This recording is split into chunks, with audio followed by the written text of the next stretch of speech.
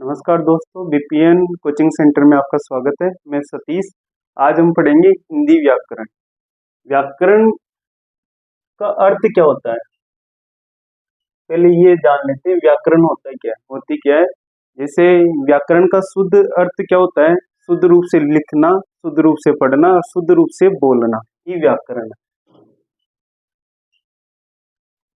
शुद्ध रूप से लिखना,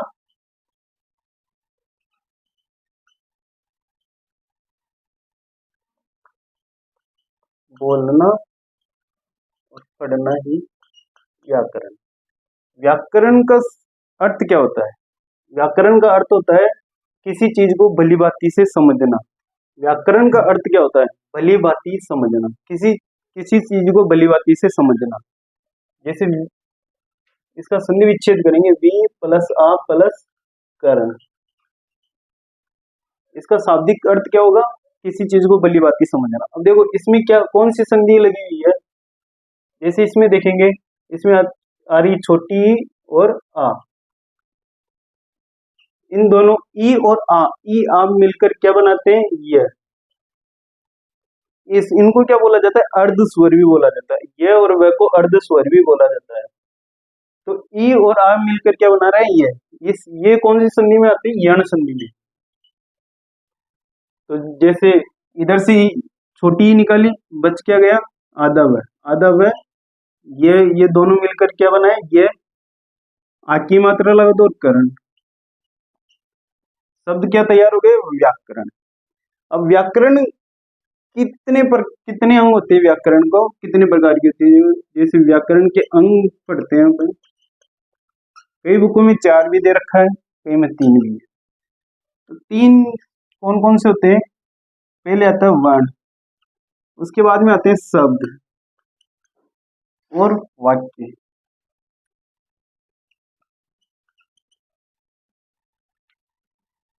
तो देखो वर्ण क्या होते हैं, पहले हम जान लेते हैं वर्ण क्या होते क्या है। जैसे वर्ण होते हैं टोटल 52 होते हैं, स्वर होंगे 11 और व्यंजन होंगे 33। 2 स्वर होते हैं वो अयोगवा होते हैं। कौन से होते हैं? अयोगवा।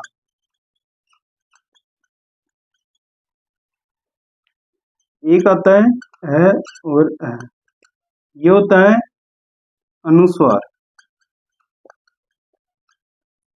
और ये होता है विसर्ग।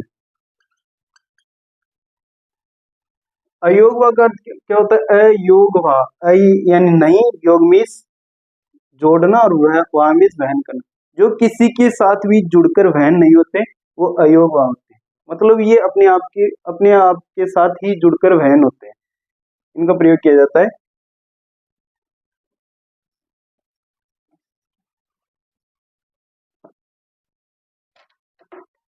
इसमें देखो टोटल मैंने 52 लिखे, इसमें जो 2 अयोग आ गए, 4 संयुक्ताक्षर आ गए और 2 ताड़न जात वाले आ गए। टोटल कितने? 44 कितने हो गए? 8, 52 ये होंगे। ये 2 कौन से अयोग हुआ?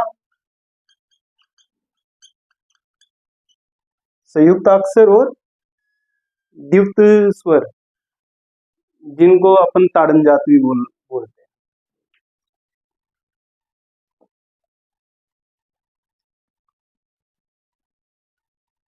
देखो वर्ण होते क्या है? वर्णों में अपन पढ़ते हैं कि वर्ण, जैसे कोई शब्द ले लो, एक शब्द ले रहे हैं अपन, कनक ले लेते हैं। कनक पूरा क्या एक शब्द है, लेकिन इसका अलग अलग खंड करेंगे तो ये क्या होगा? क में से अ निकला, न में से अ निकला, क प्लस अ। टोटल वर्ण कितने आ रहे हैं? 6। लेकिन इनको वर्णों को अक्सर नहीं बोल सकते। क्यों क्यों नहीं बोल सकते? क्योंकि वर्ण कितने हो गए? 6। अक्षर क्या होंगे? अक्षर ये भोलानाथ तिवारी जी ने बताया कि अक्षर कनक में कितने 3 है, और जबकि वर्ण कितने 6। वर्णों के मेल से ही शब्द बनते हैं। अब पहले अपन जैसे वर्ण वर्ण आएंगे, वर्णों में स्वर और व्यंजन, व्यंजन ये मिला के क्या संधि बनाएंगे, और अपन हम पढ़ेंगे क्या संधि पढ़ेंगे आज। और संधि में क्या वर्णों में क्या आते हैं, उपसर्ग भी, प्रत्यय, और इन्हीं से क्या समास। समास में क्या आएंगे पद, जो शब्द भी होते हैं पद भी होते हैं। शब्द को ही पद का रूप बोला जाता है। और पद कब बनते हैं ये भी आज जानेंगे हम। उससे पहले शब्द के पास चलते हैं। शब्द होते हैं दो या दो से अधिक वर्णों के सार्थक मेल। जैसे मैंने लिखा, एक शब्द लिखा था,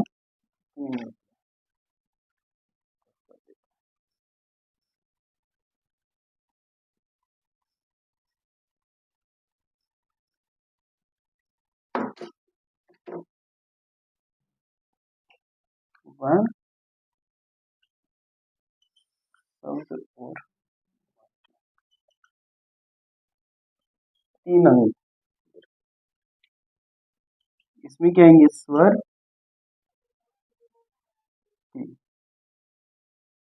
और व्यंजन। स्वर 11, व्यंजन 13। 3 संयुक्त अक्षर होते हैं, टोटल 36 हो जाएंगे। ये 2 आयोग हुआ। ये संस्कृत में 13 है।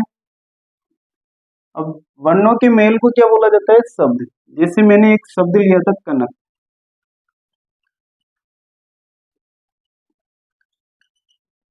अलग अलग वर्ण करेंगे तो क नम ए निकला, न में से ए निकला, और क में से ए निकला। ये 6 वर्ण हो गए। लेकिन इसको शब्द बनाएंगे तो इसी इन सबको मिला के लिख देंगे तो पूरा शब्द क्या हो जाएगा कनक। अब इसमें शब्द में क्या आते हैं विकार आते हैं। विकार कितने प्रकार के होते हैं 2 प्रकार। एक तो विकारी शब्द होते हैं और एक होते हैं अविकारी शब्द।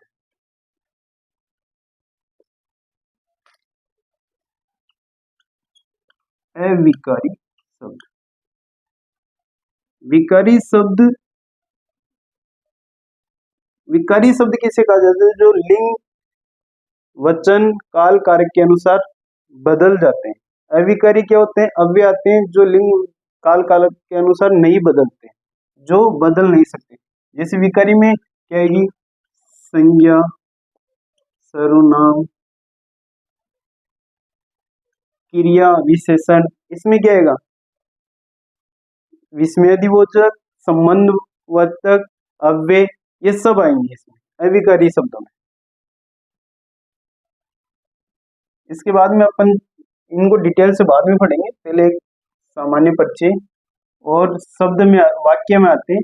वाक्य से पहले एक बार पद के बारे में भी जानेंगे कि पद होती क्या है। शब्दों को ही पद बोला जाता है, लेकिन कब जब ये वाक्य में प्रयोग हो जाएंगे। जैसे कनक नाच रही है। अब वाक्य किसे बोला जाता है जो 2 या 2 से अधिक शब्दों के मेल को वाक्य बोला जाता है। लेकिन कब जब एक सार्थक अर्थ निकल रहा हो उनका। जैसे कनक नाच रही, कनक क्या कर रही, क्या क्रिया कर रही, नाचने की क्रिया कर रही। इसमें पद कब होंगे ये शब्द ही। जैसे मैं लिखूं कनक नाच रही है, ये शब्द हो गए, लेकिन इनको पद नहीं बोला जाएगा। पद कब बोला जाएगा जब ये वाक्य में प्रयोग हो जाएगा। अब अपन एग्जाम में देखते हैं रेखांकित चिन्हों में निम्नलिखित पद कौन सा है। मतलब अंडरलाइन रेखांकित चिन्ह, मतलब अंडरलाइन रहती है वो उसी का पद रूप ले लेते हैं। लेकिन ये इनमें क्या अपन दूसरे रूप भी पहचानते हैं, तो विभक्ति चिन्हों का भी प्रयोग किया जाता है। जैसे राम ने रावण को मारा, तो एक आता है राम ने रावण को मारा, ये पद हो गया। राम ने रावण को मारा, मतलब विभक्ति चिन्हों का भी प्रयोग किया जा रहा है। अब इसके बाद में अपन चलते हैं संधि पढ़ेंगे।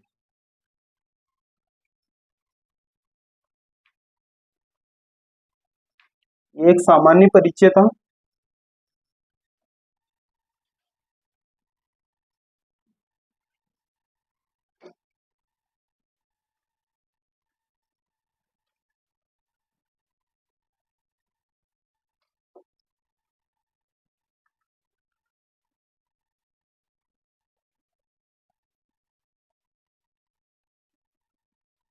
संधि किसे कहते हैं? जिस दो या दो से अधिक वर्णों के मेल से उत्पन्न होने वाले विकार को संधि बोलते हैं। विकार मतलब परिवर्तन। जो दो या दो से अधिक वर्णों में जो परिवर्तन हो रहा है उसे क्या बोला जाता है? संधि। ऐसे नहीं जैसे अपन पहले पढ़े हैं कि दो या दो से अधिक शब्दों के मेल को संधि बोला जाता है। नहीं, पदों के मेल को भी संधि नहीं बोलते क्योंकि पद समास में आते हैं, जबकि वर्णों के मेल को वर्ण कैसे, जैसे मैं लेता हूं विद्या धन आल्य, ये शब्द हो गए, सार्थक शब्द होने चाहिए जिनका सार्थक का मतलब जिनका कोई अर्थ निकल रहा हो। वर्णों का मेल कैसे होगा? जैसे क्या निकला यहाँ से? आ, यहाँ से क्या लिया? आ, तो ये दोनों क्या है? वर्ण। तो दोनों वर्णों के मेल से क्या बन रही है? संधि। तो वी ध्या ले, क्योंकि इनका क्या हो जाएगा? दीर्घादेश, दीर्घ रूप। दीर्घ का अर्थ क्या होता है? बड़ा। अब एक बार संधि का शॉर्ट तरीका देख लेते हैं। जैसे अपन स्वर पढ़ेंगे, पहले स्वरों के बारे में जान लेते हैं, क्योंकि संधि तीन प्रकार की होती है: स्वर संधि, व्यंजन संधि और विसर्ग संधि। लेकिन स्टार्टिंग में अपन स्वर के बारे में जान लेते हैं, क्योंकि स्वरों स्वर का पता रहेगा तो पूरी संधि, स्वर संधि पूरी हो जाएगी अपनी। मतलब जैसे विश्व स्वर और दीर्घ स्वर।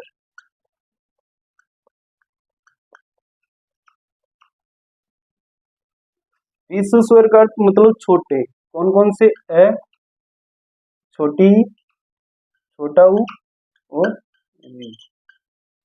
इधर आ जाए दीर्घ में सुअड़े, आ, बड़ी, बड़ा ऊ, ए, आई, ओ और औ। ये दीर्घ स्वर हो गए। अब इन्हीं के मेल से अपन स्वर संधि के पूरे भेद पढ़ लेंगे। जैसे ए मिलकर ए और ए मिलकर आ बनाता है, मतलब ये दीर्घादेश हो जाएगा। जैसे तीनों दे रखा है तो ये दीर्घ संधि का रूप ले लेंगे। पूरी डिटेल से बाद में पढ़ेंगे, एक छोटा रूप दिखा रहा हूँ इनका। इन्हीं के बाद में अपन दीर्घ संधि का ये बड़ा रूप हो जाएगा। इसके बाद में आते हैं गुण संधि पर। गुण संधि देखो, यहाँ से ए उठाया, ए और आ कुछ भी है, इसके बाद में ई आ जाए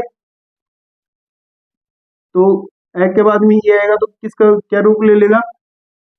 जैसे ए के बाद में ई आ रहा है और ए के बाद में ऊ आ रहा है, ए और ए के बाद में डी आ रहा है, तो ए ई बन के ए बन जाएगा, ए और ऊ बन के ओ बन जाएगा और ए और री बन के अर बन जाएगा। ये किस में आएगा? गुण संधि में। इसके बाद में अपन चलते आगे यण संधि। यण संधि, जैसे यण संधि में क्या होता है? ये, व और रे का प्रयोग किया जाता है। तो यण से ये स्टार्टिंग से उठा लो, ये व रे का प्रयोग होगा। अब इसी में इसी को कैसे चेंज करेंगे? ये व रे को, इनको अर्ध स्वर भी बोला जाता है, ये और व को। कई बार पूछा जाता है अर्ध स्वर कौन से होते हैं? ये और व अर्ध स्वर भी होते हैं। अब ये कैसे बनते हैं? ई या छोटी या बड़ी प्लस असमान स्वर है कोई से भी, मतलब इनके बाद में जो भी स्वर बचे हुए हैं से सभी स्वर का प्रयोग होगा तो किसमें परिवर्तन हो जाएगा? ये में। अब यहाँ से ले लो, वापस चलो, इससे उठाया ए पर आ जाओ, ये किस क्या बन जाएगा? ये। ऊ को लो, ऊ से उठाओ, ए को ले लो, ये क्या बन जाएगा? व। और री को लो, री से ए को लो, ये बन जाएगा रे। ये व रे, ये कौन सी संधि हो जाएगी? यण संधि। मतलब स्वरों के द्वारा ही यण पूरी स्वर संधि खत्म हो जाएगी। इसके बाद में कौन सी संधि आएगी? वृद्धि संधि लेते हैं। वृद्धि में क्या है कि जब ए आ के बाद में या तो ए आए या आई आए तो इनका वृद्ध्यादेश हो जाएगा। वृद्ध्यादेश मतलब वृद्धि हो जाएगी, आई हो जाएगा। इन दोनों इनका बड़ा आई आ जाएगा और इन्हीं के बाद में ए आ के बाद में अगर ओ औ ले तो इनका भी वृद्ध्यादेश मतलब औ हो जाएगा। ये होगी वृद्धि संधि। अब अयादी संधि एक और आती है, अयादी संधि। अयादी संधि, अयादी संधि में कैसे पता करेंगे? जैसे अयादी अय मतलब क्या आएगा? अय। ये क्या होता है? देखो ए आई ओ और औ, ये प्रयोग किया जाता है। ए को किस में परिवर्तन हो जाता है? ए के बाद में कोई असमान स्वर आए तो क्या हो जाएगा? आई हो जाएगा। आई के बाद में कोई असमान स्वर आए तो क्या हो जाएगा? आई हो जाएगा। ओ के बाद में असमान स्वर आए तो क्या हो जाएगा? अ हो जाएगा। और औ के बाद में कोई असमान स्वर आए तो आ हो जाएगा। मतलब देखो यह वह अपन यहाँ पर भी पढ़े, यह वह यहाँ पर क्या है कि वृद्धि संधि में भी ओ ए आई और ओ का प्रयोग करें, वृद्ध्यादेश मतलब वृद्धि संधि में डबल मात्रा आ जाएगी। और यण संधि में यह वह का प्रयोग करेंगे और गुण संधि में किसका प्रयोग हो जाएगा? सिंगल मात्रा का। और दीर्घ संधि में क्या हो जाएगा? दीर्घादेश हो जाएगा, मतलब बड़ा बन जाएगा। दीर्घ का अर्थ भी क्या होता है? बड़ा। रिस स्वर को क्या बोला जाता है? ये अखंडित होते हैं, ये खंडित होते हैं। मतलब खंडित कैसे? ए आ मिलकर ये इनको तोड़ा तोड़ी जा सकता, इनको नहीं तोड़ा जा सकता, इनको तोड़ा जा सकता है। ये छोटा रूप होता है, ये बड़ा रूप होता है। ये एक जाति होते हैं, ये दो जाति होते हैं। मतलब इनमें एक ही मात्रा का प्रयोग होता है, इसमें दो मात्राओं का प्रयोग। अब स्टार्टिंग से अपन स्वर संधि के बारे में जानेंगे। स्वर संधि होती क्या है?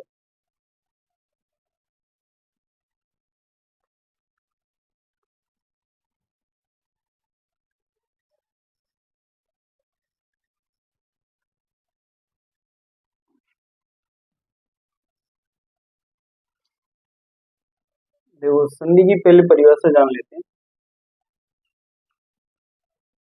दो या दो से अधिक वर्णों के मेल को, दो या दो से अधिक सार्थक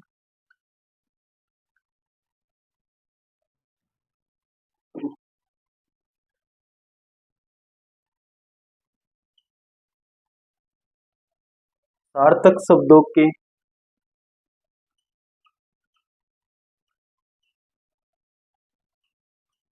मेल को संधि नहीं कहते। क्यों नहीं कहते? क्योंकि सार्थक शब्दों के मेल को संधि कह भी नहीं सकते, क्योंकि वर्णों का मेल होगा वहां पर। तो क्या लिखेंगे? दो या दो से अधिक वर्णों के मेल को संधि कहा जाता है। वर्णों के मेल से उत्पन्न विकार को ही संधि कहा जाता है।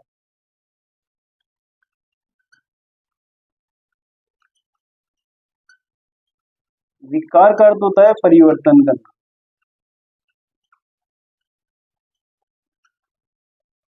वर्णों के मेल से उत्पन्न विकार या परिवर्तन को ही संधि कहा जाता है, संधि कहते हैं। इसके बाद में अपन चलते हैं कि संधि कितने प्रकार की होती है। संधि होती है तीन प्रकार की। कितने? तीन प्रकार की। एक होती है स्वर संधि,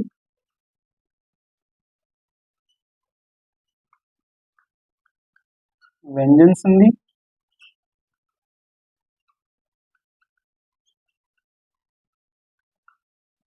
विसर्ग संधि।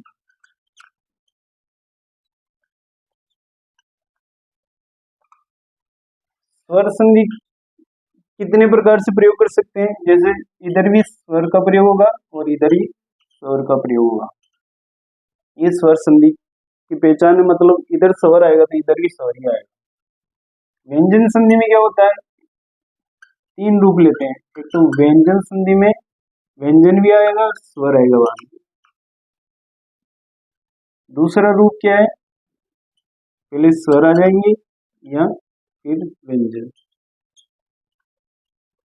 तीसरा रूप क्या है, व्यंजन प्लस व्यंजन, ये व्यंजन संधि। इसके बाद में विसर्ग संधि में क्या होता है, विसर्ग संधि, विसर्ग विसर्ग दो रूप से प्रयोग होगी, या तो स्वर आएंगे या व्यंजन आएंगे।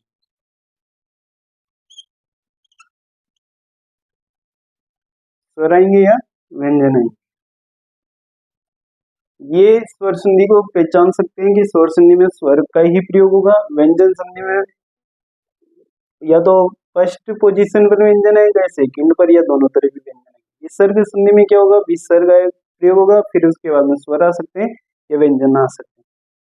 इसके बाद में अपन चलते हैं, अपन पढ़ेंगे आज स्वर संधि।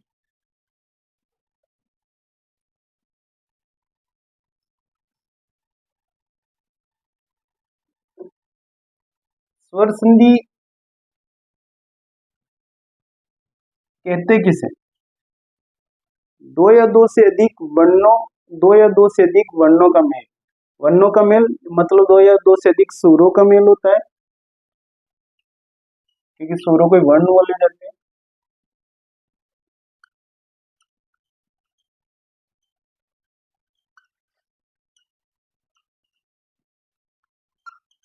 के मेल से उत्पन्न विकार, विकार का अर्थ होता है परिवर्तन करना, उत्पन्न विकार को स्वर संधि कहते हैं।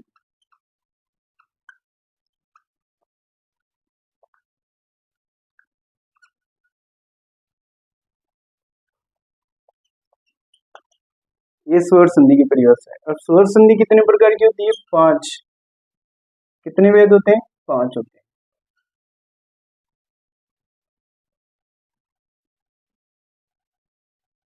पहले पहले पर कौन, दीर्घ संधि, दीर्घ स्वर संधि। दूसरे पर गुण संधि, गुण स्वर संधि।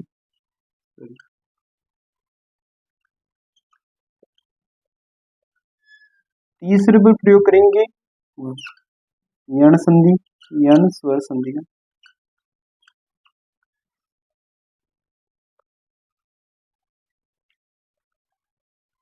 यण स्वर संधि।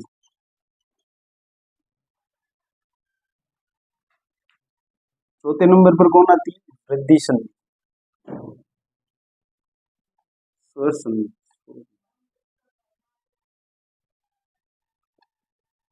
पांचवें पर कौन सी आती है, अयादी संधि।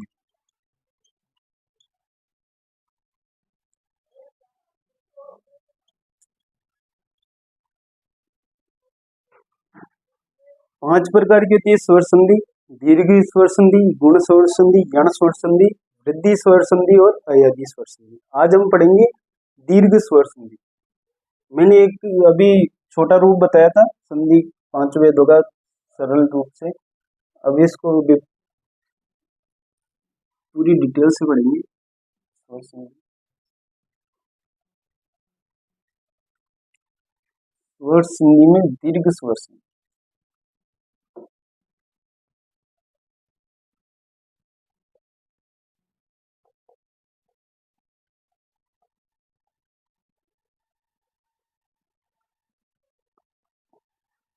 दीर्घ स्वर संधि। दीर्घ स्वर संधि में क्या, ए, ई, उ और ई के बाद, के बाद अगर ए, आ,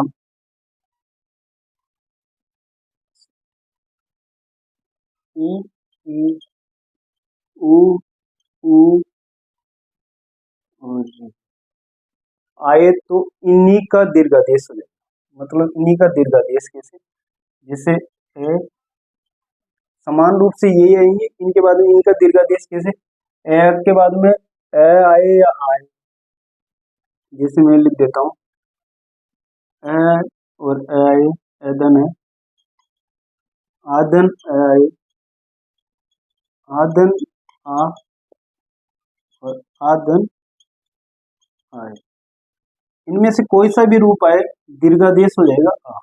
मतलब इन सब का क्या, बड़ा दीर्घ का अर्थ ही क्या होता है, बड़ा बड़ा रूप, मतलब बड़ी बड़ा हो जाएगा, इसका दीर्घादेश हो जाएगा, एक की जगह आय हो जाएगा। अब इन्हीं के बाद में ई का ले लेते हैं अपन,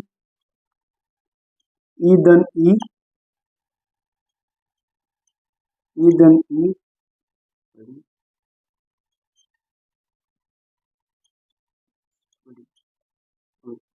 ई प्लस,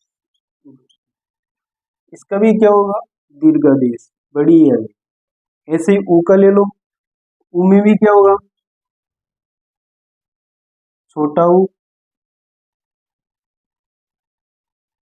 या बड़ा हुआ है, ऊ प्लस ऊ, बड़ा ऊ या छोटा हुआ है, बड़ा ऊ और बड़ा ऊ, ये इनका क्या हो जाएगा, दीर्घादेश। ऐसे री का ले लो, री छोटी री, जैसे री प्लस री,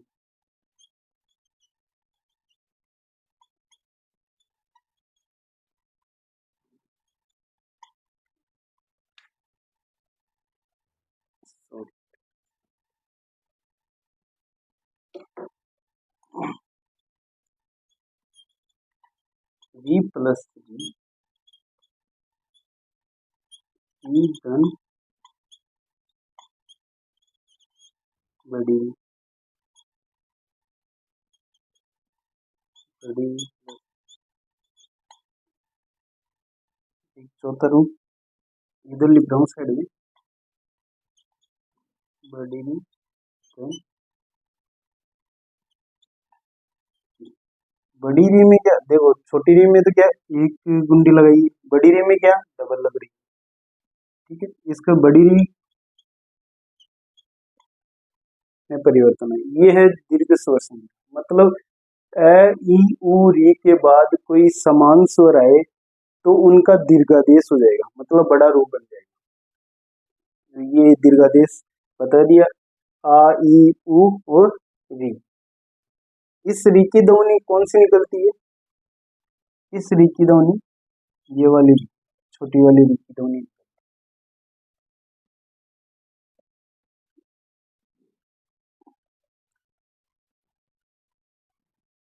इसके बाद में अपन चलते हैं आगे,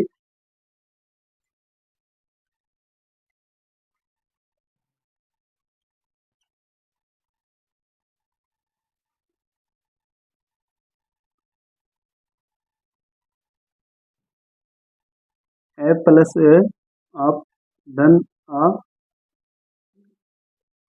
ए धन आ और आ धन आ, इनका इसमें परिवर्तन हो जाएंगे सब हम। अब एक उदाहरण लेते हैं अपन, विद्या धन आल्य, एक ले लेते हैं पेल रामायण,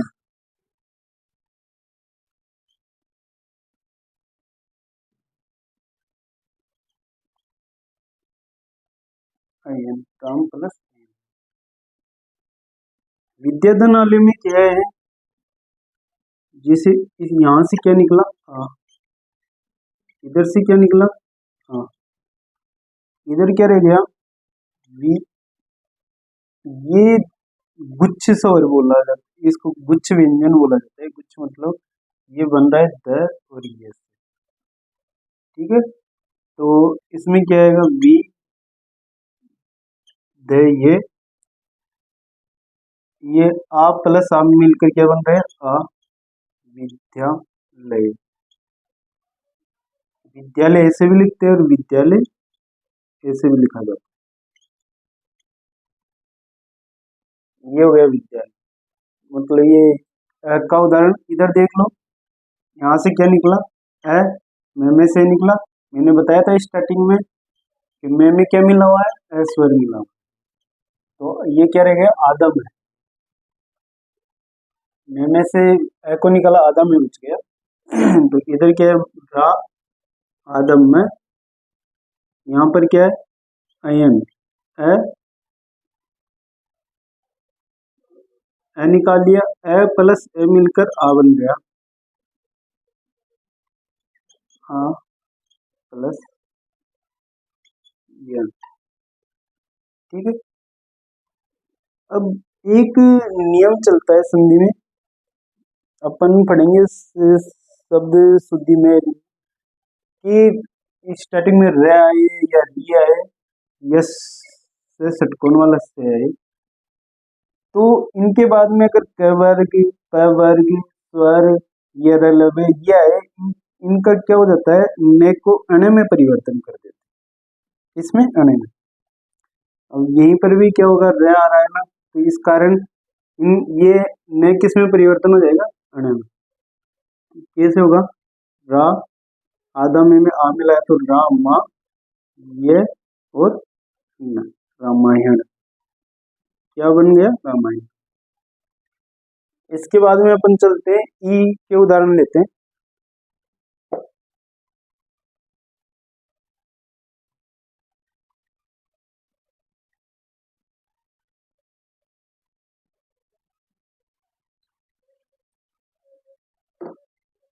देखो, छोटी धन ई धन ई धन ई धन बड़ी और बड़ी ई धन बड़ी। इन सब का रूप क्या हो जाएगा? दीर्घादेश, मतलब बड़ी ई में परिवर्तन। तो एक उदाहरण लेते हैं, जैसे मेरे सतीश नाम ले। सतीश में क्या है? सती प्लस ई। यहाँ से क्या निकला? छोटी बड़ी ई। यहाँ से निकला क्या है? बड़ी ई। बड़ी बड़ी मिलकर बड़ी का रूप ले ले, ये नियम लगा हुआ है। तो यहाँ पर क्या है? स आदत ई मिल स्वर लगाया तो बड़ी थी, और बच क्या गया? स। मिलकर क्या हुआ? सतीश। सती प्लस ई सतीश। सती का पति कौन है? ईश्वर। सती का पति कौन है? शिव भगवान, भोले बाबा।